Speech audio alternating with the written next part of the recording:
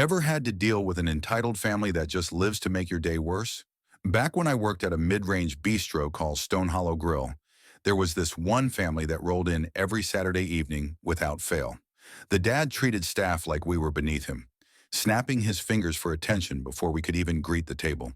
The mom was no better, constantly sending back dishes with ridiculous complaints like too flavorful or not photogenic enough, clearly just fishing for freebies.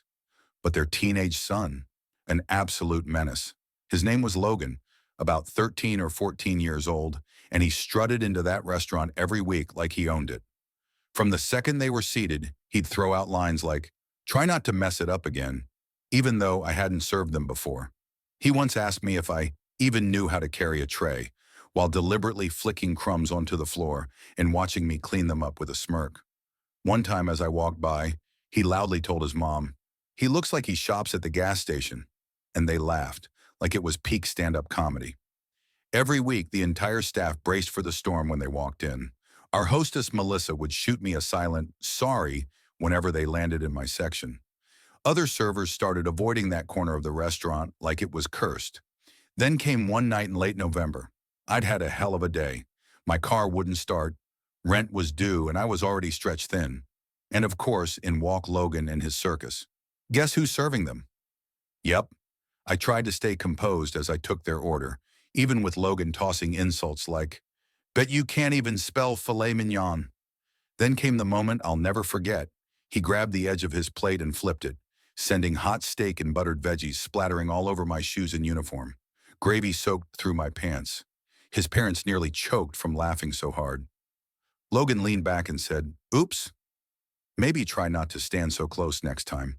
I calmly excused myself, went to the kitchen, and told my manager, Tony, what happened. But instead of venting, I pitched a plan. "Let's give them the VIP treatment tonight," I said. "No warnings, no prices, just premium everything." Tony raised an eyebrow, then grinned. "I like it." I returned to the table, putting on my most professional face. "We're so sorry for the inconvenience. Please allow us to upgrade your entire meal." On the house, of course. They were thrilled.